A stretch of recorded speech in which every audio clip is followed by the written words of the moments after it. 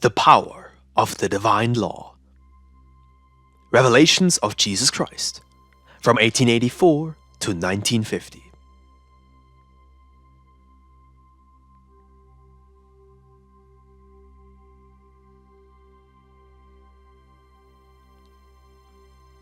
Thus saith the Lord. There are many men who believe my doctrine to be outdated, behind the times, if you will. That is because their material nature does not allow them to discover the eternal meaning of my teachings.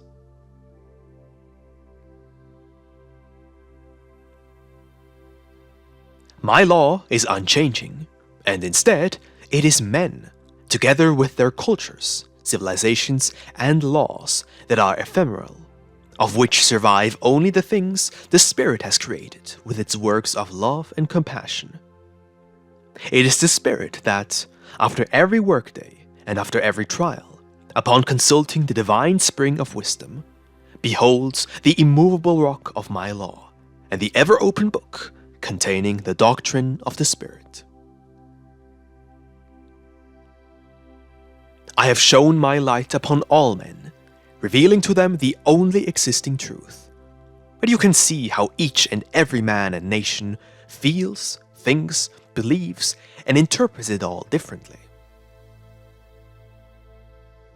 These distinct and diverse mindsets of men have given rise to their divisions, because every nation or race follows a different path and upholds different ideals.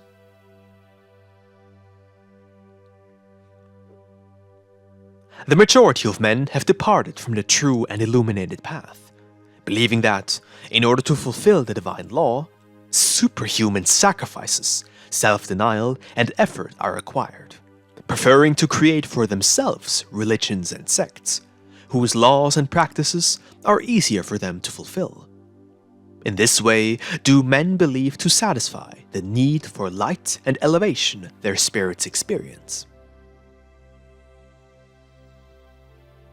Many centuries and eras have passed, without men realizing that fulfilling my law does not entail for them a material sacrifice, but rather, should they deny my commandments, they would very much sacrifice both body and spirit to the world instead. They have not realized, they did not wish to understand that whoever lives in accordance with my word will find true happiness, a peace, wisdom, and glory that the materialized men imagine in such a different manner. The moral and scientific world that surrounds you is the product of men with materialistic ideals. Men who merely sought the material improvement of humanity. And I have allowed them to do their work, to go through with it to its very limits, to come to know its consequences, and for them to gather the fruits of their labor, so as to draw from it the light of experience. In this very light will my justice be revealed, and in this justice will be present my law, which is love. If I were to allow you to apply my doctrine to your lives according to your own will rather than mine, then truly, I tell you, you would never escape your spiritual stagnation, as you would forbid your spirits from unfolding, developing, and perfecting themselves. And here you have men growing lethargic in their own religions, taking no more steps towards the light, for they have refused to submit themselves to the order of the divine law, instead seeking to submit my law to their own will by cluttering it with myths and heresies.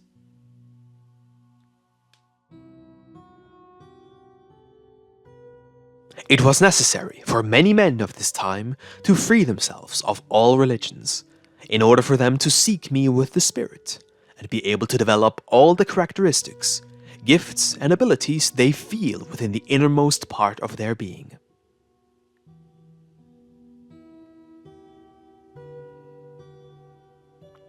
The commandment of the love of God in the work of the Spirit. It is your God who speaks to you. My voice is the law. Today you hear it once again, without the need of inscribing it upon a rock, or for me to send my Word incarnate to be among you. It is my divine voice descending upon your spirits, revealing to them the beginning of an era, during which man will grow to be righteous, for he will reconcile with his Creator and purify himself, as it is written. Through Jesus, I gave you the perfect teaching. Contemplate my passage through this world as a man, from birth to death, for thus will the love, in a living and perfect manner, reveal itself to you.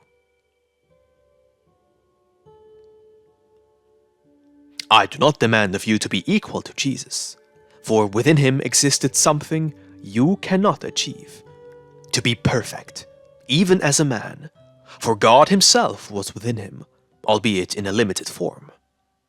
However, once more I tell you, you must emulate him.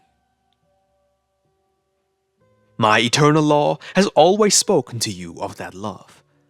I told you during the first times, love God with all your heart and spirit, and love your neighbor as yourself. Later on, I gave you these inspiring words. Love your brothers and sisters as the Father has loved you, and love one another. During this time, I have revealed to you that you must love God above all else, to love God in all that exists and all that exists in God, to show mercy and compassion to your fellow men, so you may behold the Father in all his glory. For compassion is love. I am not even telling you that this spiritual doctrine will be a worldwide religion, because I have never brought you a religion, but a law. I limit myself to telling you this, the law that will triumph and remain valid on this earth, illuminating the existence of men, will be the law of love I have explained to you in my doctrine, so you will come to fully understand it. Mankind will perform many more false deeds of love and charity, until it will learn to practice true love, and many will have to wander from denomination to denomination, until their spirits elevate themselves to a higher level of understanding, finally realizing that the only law, the universal and eternal doctrine of the Spirit, is the law of love, which one and all will attain.